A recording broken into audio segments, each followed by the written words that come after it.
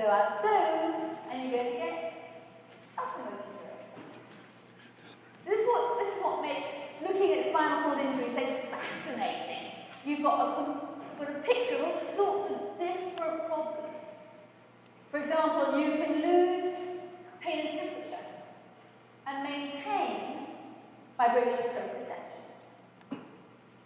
That pattern of being able to blow out some modalities of sensation and maintain other modalities of sensation has got a special name. We call that dissociated sensory. So you now, rather than all being together, you've dissociated your pain and temperature from your vibration proprioception. So that's kind of an important word to try and remember, because you'll have it referred to, people will refer to that clinically quite a lot, dissociative sensory. Of course, the anterior horn cell versus corticospinal tract can give you both upper and lower motor neuron signs in the same injury. So fascinating, amazing, and a really fascinating exploration of physical signs you can get from something like that. So you're going to have to be able to spot which tract it is from the physical findings. Not very important, actually. More importantly, you're going to have to be able to predict where in the spinal cord the problem lies. You have to do it backwards. So take the lesion, tell me what the physical finding will be. Take the physical finding, tell me what the lesion is. So that's all neuroanatomy is anyway. Doing it both ways. So that's what I'd be expecting you to do. If I'm doing exam questions, that's what I want to know you can do. And then basically, number 2, learning objective 2, is just the same as learning objective 1, it's the other way around. Now predict the tracks that are involved if you have anterior cord, central cord, posterior cord. Just the other way around. So you learn one, you learn you've learned both. So you learned number 1, you learned number 2 as well. And then we're going to talk about some of the medical side of things, perhaps a little bit beyond your level. It's still fun. Spinal shock. Woo. Spinal shock. Woo. Okay, so we're going to talk about that. Just so you know what this stuff means when you hear these words bandied about. Oh, he's got spinal shock. Like, come on. Okay, you will know what that means. Okay, so this is the crucial picture that is very familiar to you. At least I hope it is. Talking about this, yes? Spinal cord, yes, you're home and dry already then. Can't even read me. I just show you pretty pictures and nice films. But that's fine. Someone has to do the fun stuff. So, here are your dorsal columns. Okay, I love dorsal columns. They are vibration proprioception. They go straight up and down. Very nice. Straight up and down. The big highways, like down the back of the cord. Nice and straightforward. Only trouble is, they're big highways going down the back of the cord. Not very much happens to them. So, although they're nice and easy, you're like, yes! You know, ipsilateral, love that, all that stuff. Actually, they're reasonably well protected back there. And when you're talking about trauma, not very much happens to the bother, because that would be nice and easy. Okay? So, let's think about spinothalamic tracts. Okay? Spinothalamic tracts are sort of more anterior, more central. More anterior, more central. These are often effective in partial injuries. I talk about this again in a minute, but they're often effective. And that's tougher because they are harder. Spinothalamics carry what? Okay, going to translate all that stuff into normal patient findings. Pain and temperature. Pain and temperature is not that easy to detect clinically. And patients don't complain, weirdly enough, of loss of pain sensation. I wonder why that is. I have no pain sensation in my arms, doc. Look at me, I promise you there must be something wrong with me. They never do that. Okay. So you have to pick that up when things get really bad. Usually, by the time it's moved from just a spinal flavic tract to other areas found close by, so the spinal flavic tract's interesting, late finding usually. Anterior horn cell, that's nice and easy. That's going to give you your lower motor signs. And of course, the spinal tracts are going to give you your upper motor. Okay, so. Okay. Sorry, this is got itself. We've done it. So spinal flavic tract, pain connector, contralaterally, really important. Okay, they are late presenters because they run relatively close to corticospinal tract, so that's what they present with. Okay, makes sense. Dorsal columns, vibration, proprioception, we love them, they're nice and easy for us, but they're not very often involved unless it's a complete transection of the cord. Anterior horn cell, like we said, starts from the corticospinal tract. So let's just move on now, start talking about trauma. I saw one of your colleagues, maybe not in this class, one of your colleagues did an interesting story about trauma. Okay. What's your age for trauma? What's the classic ages for trauma, age range for trauma for the spinal cord? 18 to 35. What's the classic sex for trauma? Yeah. So guys, it's people like you who get trauma to the spinal cord. Absolutely. And one of your colleagues walking around this semester is a statistically completely average. Most through motor vehicle accidents, of course. Driving in this morning, I saw a motor vehicle accident. Bloke maybe a bit pushing the 18 to 35 window, but not very much, not by very much. Certainly the right step. Well, it's telling you about how to drive safely. But I managed to run into an army truck once when I was doing something with people not fully focusing on what's happening outside the car. So I'm in no position to lecture you, but please don't be a statistic. Anyway, so moving on. Most injuries are through hyperflexion, okay? So that is hyperflexion. Yeah. Hyperextension, okay?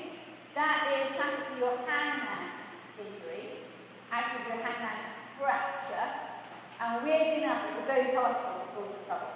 It's not really a common neurological finding unless you're a hangman. You go to it. So, hyperflexion, we get most of the. Think about hitting a car windscreen, for example. That's what happens. The commonest is very high up, C2, and a bit lower down as well. Okay, so either or, usually not both together, either or, very high, C2, often, sometimes, again, lower down, C7. You can get total transection of the cord, or you can get partial cord injuries. And I'm going to talk about those in a few minutes. So, total transection, and then a bunch of syndromes which are partial.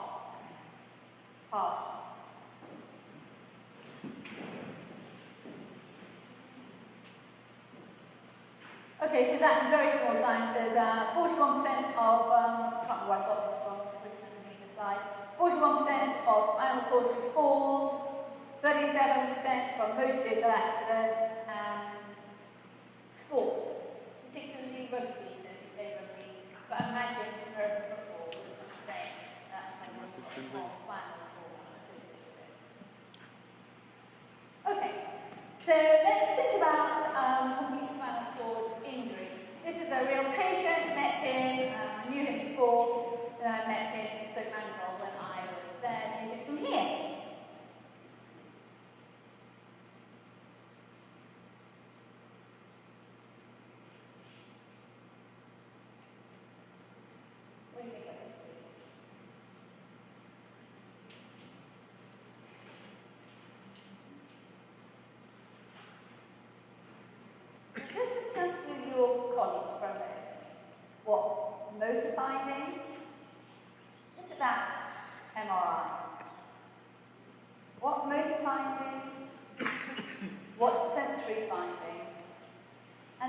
autonomic. Forget about autonomic.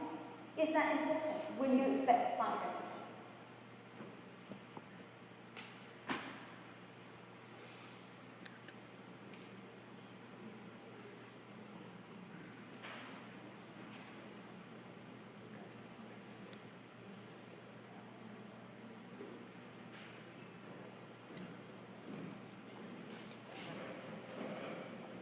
Think about the tracks that we've got.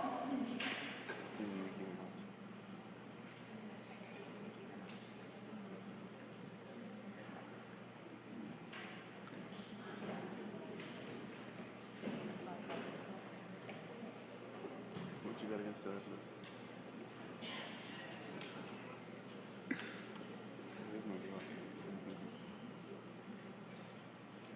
Okay, guys, so let's think motor. You see that figure. What's happened to the spinal cord? Do you think this is a partial injury or are you going to be a full thickness injury? Full effect. Do you see the area of increased signal intensity, the white? That's swelling. Is it just a little bit of it? No, it's a lot. No. It also looks to me like it's got some bleeding in the middle. You see the dark bit in the middle of the swelling? So he's got a hemorrhage going on within that spinal cord. Okay? The whole thing is swollen with hemorrhage in the middle. So this looks to me like full thickness injury, complete compression of the cord. Do you agree? Okay, so cervical, you can see is probably about C3, is that right? C4, right? So what's that doing? That is doing your deltoids, mostly, okay, shoulders. You might have a little bit of upper shoulder. So, let's talk about motor. What are the two tracks for motor in there? Well, the one track for motor and the other cells that are really important. So what's the track for motor? Corticospinal. So compress that, transect this corticospinal. What does that mean for everything below the level of C4? Spastic paralysis. Spastic paralysis below the level of C4. That's everything. Fingers, those are 81, they're definitely gone. All those flexors, those 5 or 6. 5 and 6 for those flexors, they've definitely gone. To the extent that they're 5 and 6 as well. They've all gone. Maybe a bit of this, maybe a bit of that. Okay? Everything else is spastic. What about the anterior horn cells? At 4. They are going to be squashed. Fortunately, chances are he's got flaccid paralysis at C4. So you can't look at this because that's flaccid paralysis. So all this is spastic, that little bit is flaccid. I'm saying E, I don't know what you expect. Okay, so motor is pretty poor, isn't it? What about sensory? What have we got there? What tracks do we have? What are the nice easy ones that are the go right up and down the motorway? The contralateral, the ipsilateral. Dorsal columns, aren't they? We love those nice big columns at the back. So vibration and proprioception, what's that?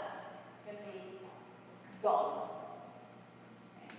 Spinal dynamics, doesn't matter if it's contralateral, both sides are gone. The fact that it's contralateral is of no significance. So he has got full sensory loss, with all 4 modalities of sensation gone beneath C4. What about autonomic findings? What does that do? What's it do? When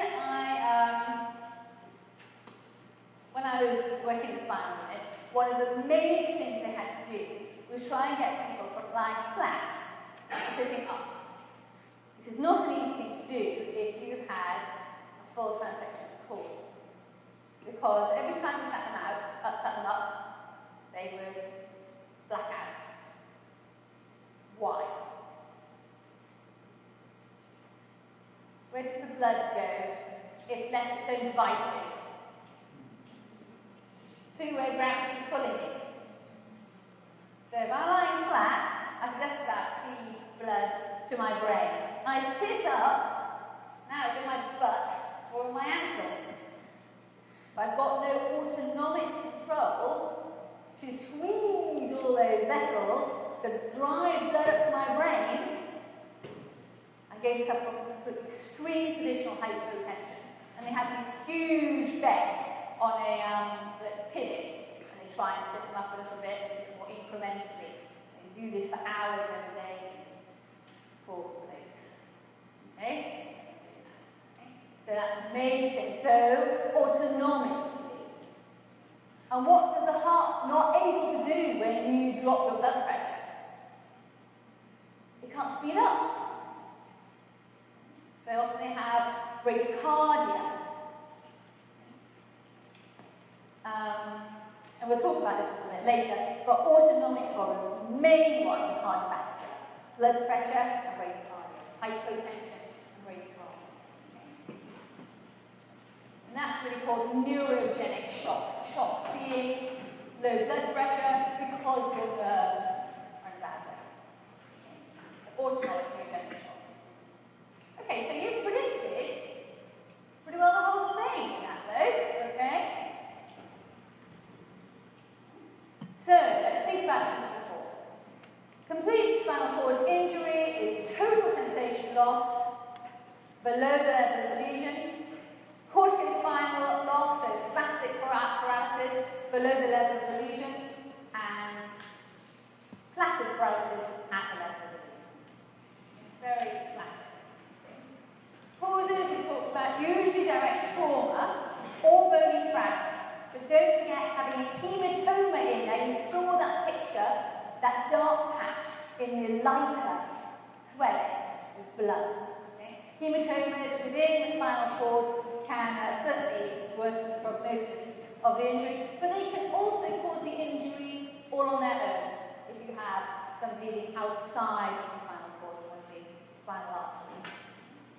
The spinal arteries not only can cause hematomas, can cause compression, but they can also cause ischemia. And you can end up with a stroke of the spinal cord. That will present exactly the same way as any other transecting trauma to the spinal cord. Okay, don't forget tetraplegia, 4, okay, it's all of them gone. It's usually up in the neck, this one says C5, the most common cause of tetraplegia.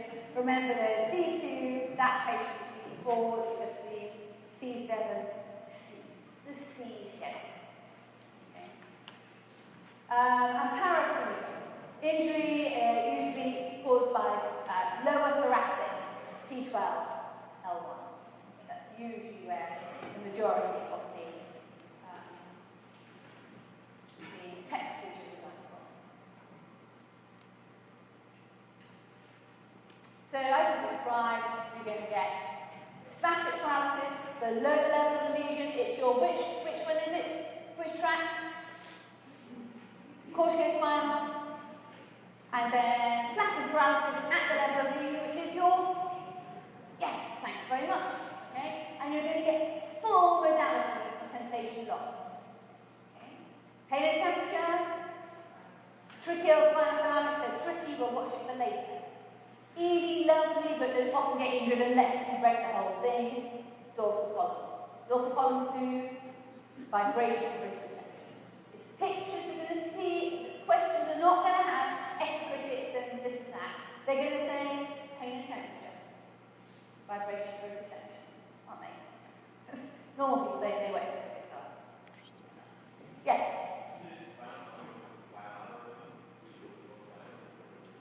In order for you to have complete transection of the cord, then both sides of the will go. But remember, spinal thalamics are tricky. Well, think about those in partial cord injuries. But in complete cord injuries, you've lost both sides. So the fact that it's contralateral innervation is of no consequence when you're dealing with the whole thing.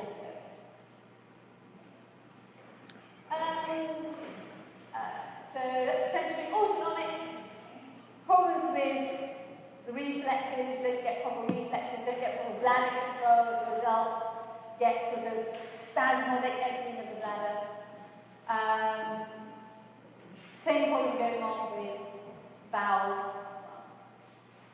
And of course, initially, the neurogenic shock, problems with blood pressure.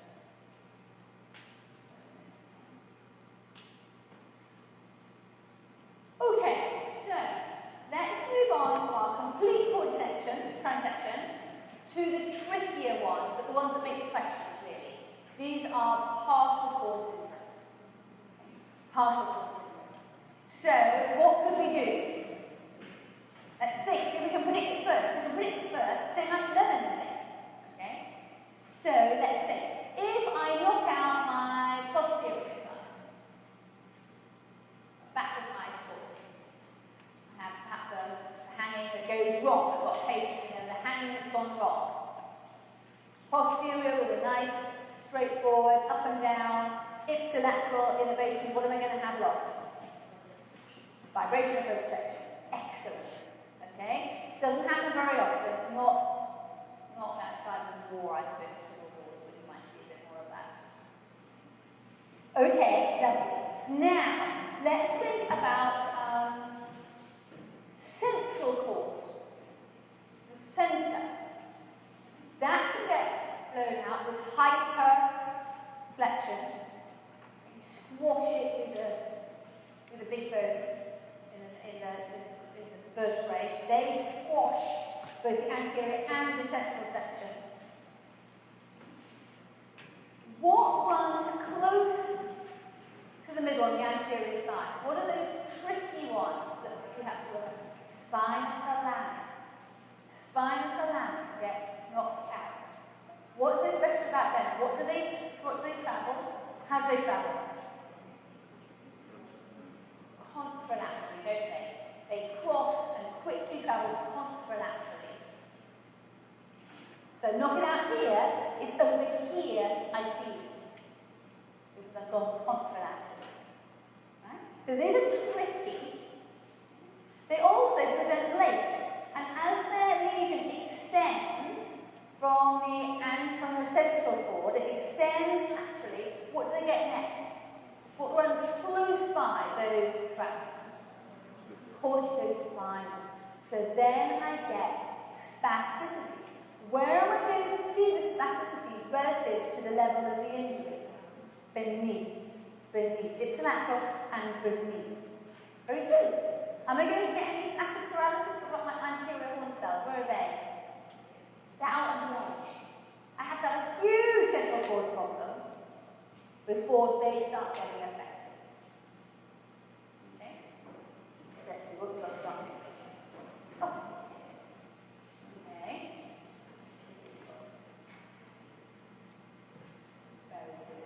Very good. Okay. So let's have a look. See what we've got here. So there's our central cord problem. Okay. Pain and temperature loss with variable loss. So the anterior and corticospinal nose has to be huge before getting the anterior cord. Okay. Here's our posterior cord. Uncommon. Well, we work that out. It's going to be uncommon if it's easy. Okay. It's also the go-to. Okay. Anterior cord. Again, flexion injuries. Okay. Can often find with many fractures, fractures. Okay? Corticospinal tracts, badly affected early. Now, this is the one, Brown-Séquard syndrome, hemisection of the cord. That's the one that they love in exams because that's the one that's most complicated. So we'll come to that in just a second. Let's have a look at this. This is a class.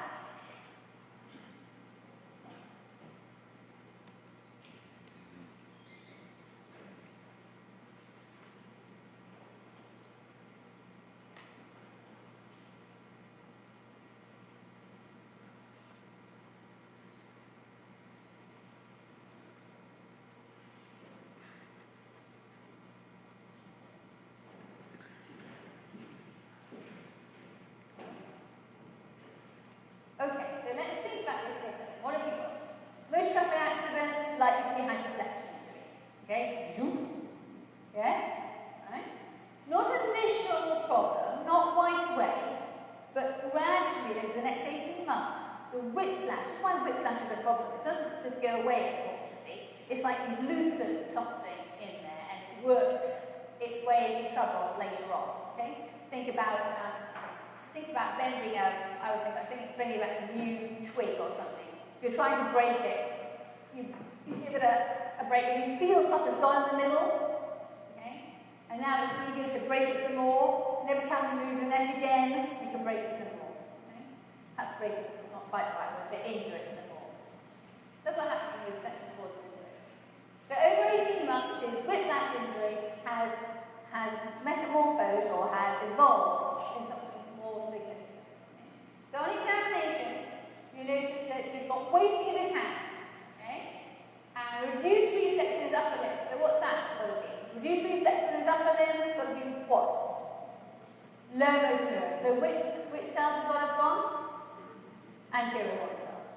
Okay, very straightforward. Well, he's got increased reflex in his lower limbs. So which tract's that got to be? Got to go spinal.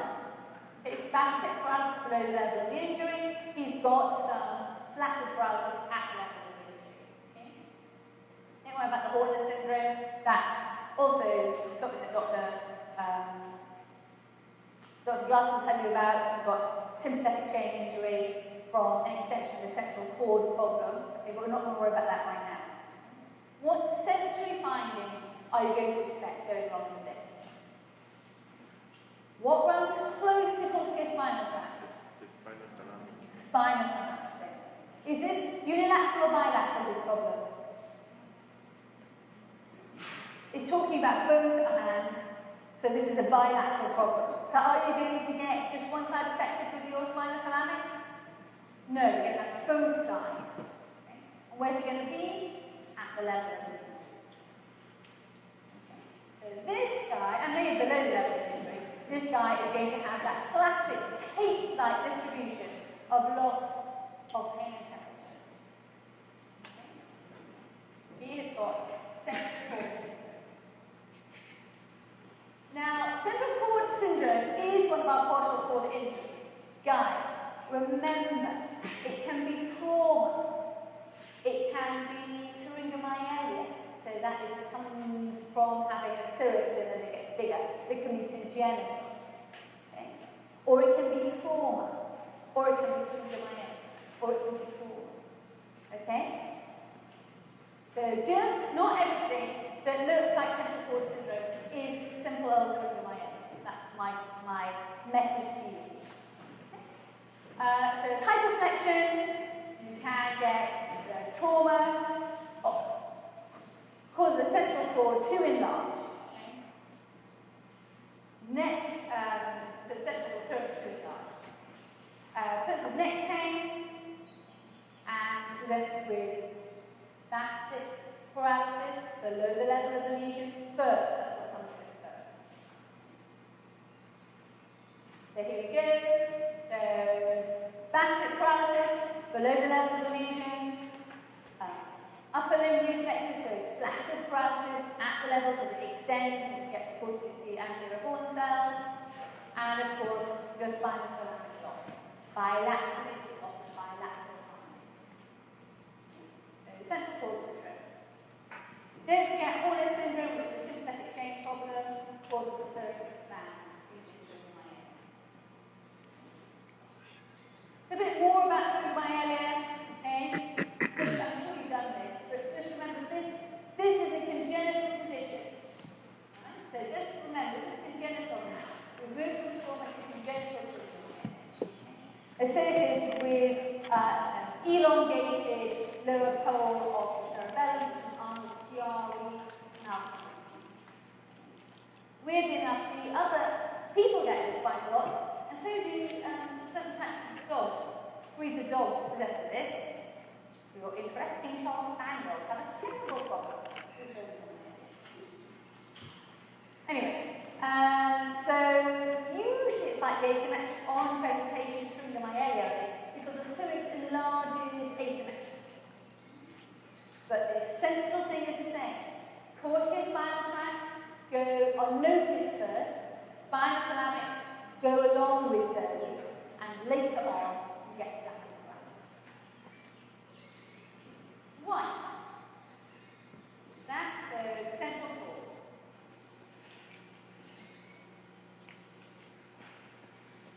This is obviously something that ends very well. Well, you wouldn't have a nice growth section of the cord to examine. Okay. Look, 27-year-old male attacking the bar with a screwdriver. This is just such a wonderful slide. I love this slide because although it's horrifying, it's terribly sad, it's a fascinating learning tool. Look at the track of the screwdriver. Look at the hypotenuse growth section. Look. Right. Tell me, what are you going to find on this patient with any section of the cord? Let's start with motor, because they are easiest. Okay? We're going to have ipsilateral corticospinal loss, which is going to be ipsilateral spasticity. Okay? I'm going to have anterior horn cell loss with that picture. So that might well give me ipsilateral flaccid paralysis where? At the level of the lesion. Motor, easy, got that. Now, what about sensory? Let's do the easy sensory first. Our columns are nice and easy. They are also ipsilateral. Ipsilateral vibration and proprioception with my loss pulse columns. And what now about spinal thalamics? This side carries information contralaterally, from the contralateral side, doesn't it? So I'm going to have loss of pain and temperature contralaterally. And we've just predicted the finding of Brown-Séquard syndrome. Just by taking it slowly. You don't need to learn anything. You already know everything you need to know.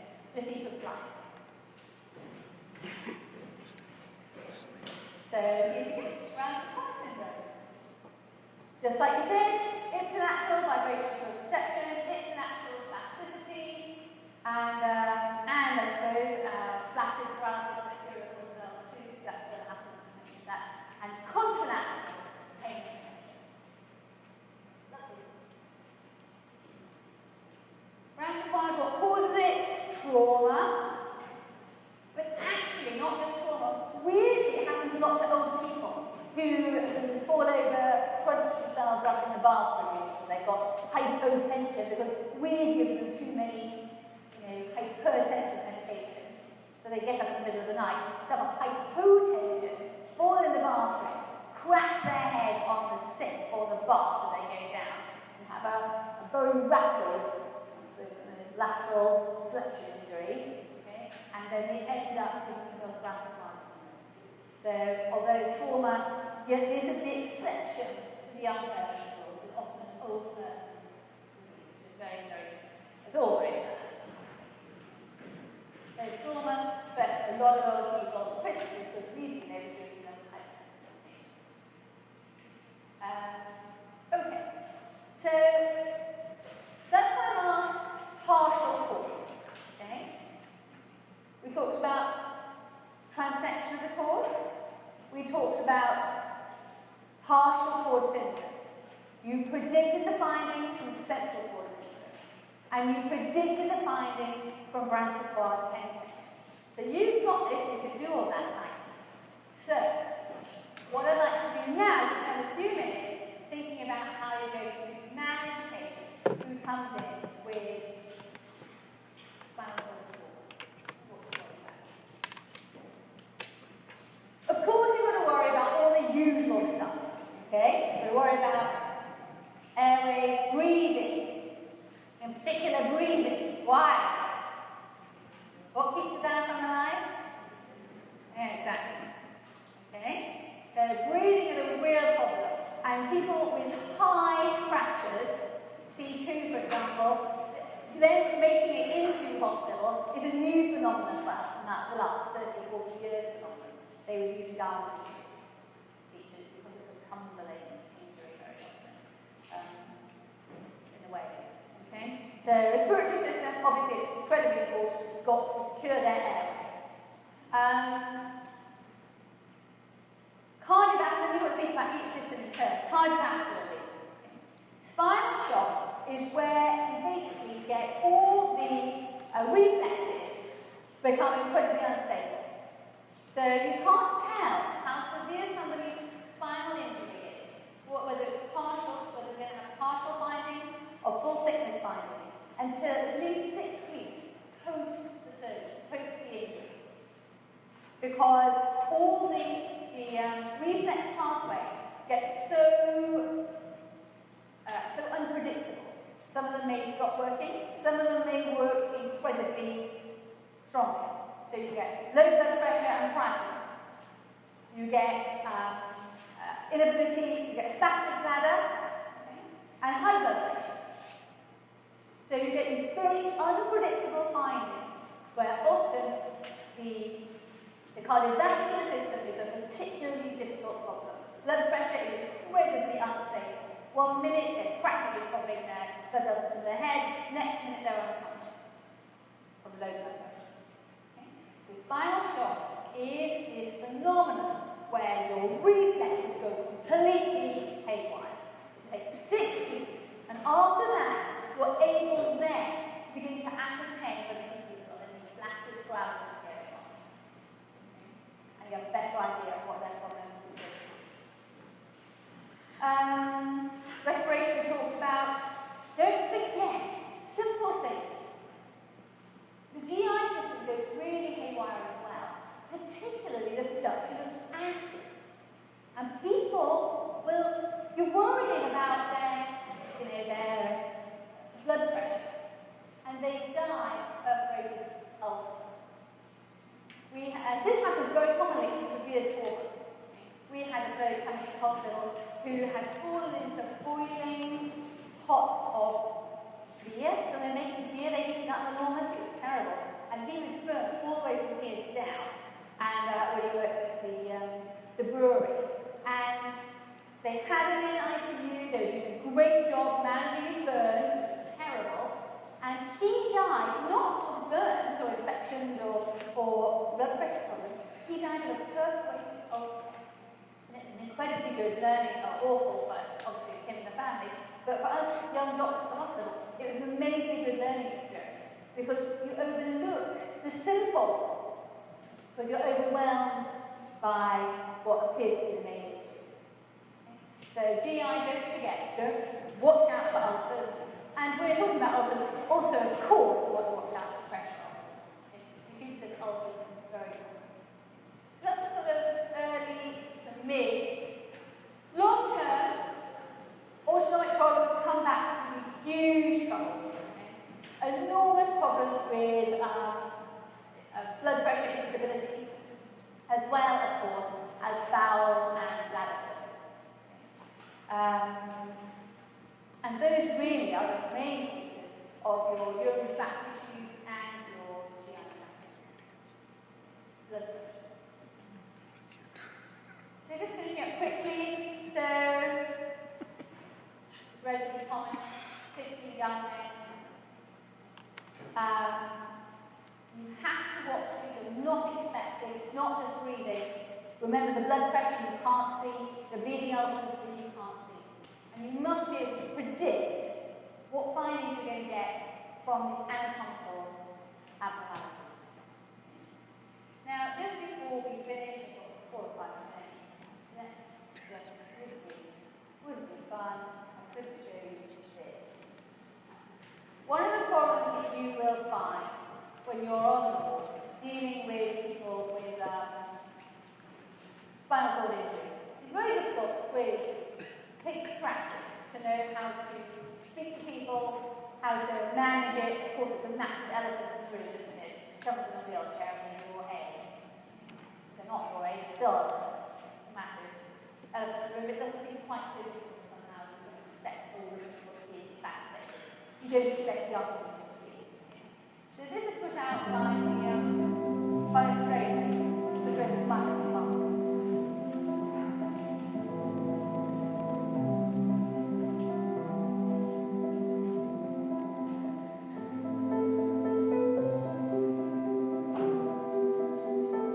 I was a bit of a social butterfly. I always like to make people laugh and always like to be the life of the party, but I was never too crazy. I guess I was a typical 19-year-old. I graduated high school, got into uni.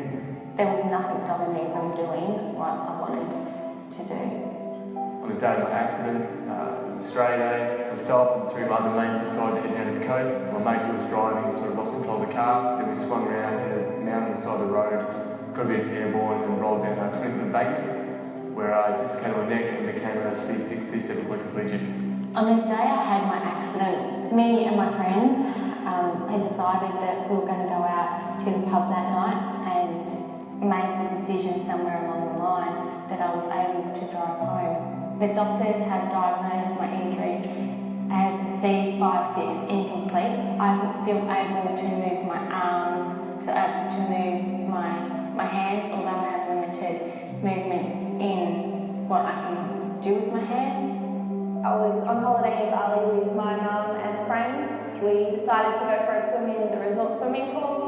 I jumped into what I thought was the deep end, however the sides of the pool were shallow, and hit my head, instantly breaking my neck and becoming quadriplegic. I was 17 years old. I was passionate about rugby. What initially happened was, what the drill involved was someone would give you the ball, and then you'd have to beat through the first line, and then on the second line you'd have to drive through and score a try. I went to drive through and someone was behind me, helped driving me through. As I landed funny and they were on top of me. You know, I could feel that something was wrong, you know. I was just thinking, what's going on with me? Am I going to be able to play rugby again? I had a car accident when I was 19 driving to work. My spinal cord injury is a C6-7 sever complete injury. It affects me by obviously not being able to walk. It affects my dexterity in my hands, limiting my hand function. I have very limited sensation being a complete injury throughout my body.